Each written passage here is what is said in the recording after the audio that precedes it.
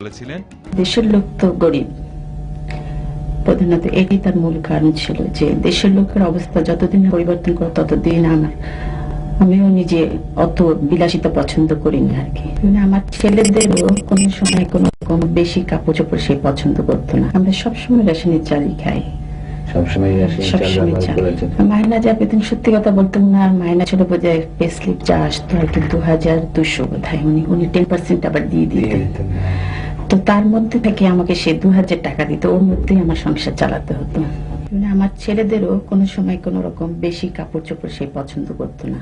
মরহুম প্রেসিডেন্ট সাহেব তোমার আব্বার আমরা বঙ্গভবনের দর্জিকে জিজ্ঞেস করেছিলাম, বলেছে যে ওখান থেকে এসে অনেক কাপড় চোপড় ছোট করে তোমাদের জন্য বানাতো দর্জি। এরকম কিছু মনে আছে তোমাদের?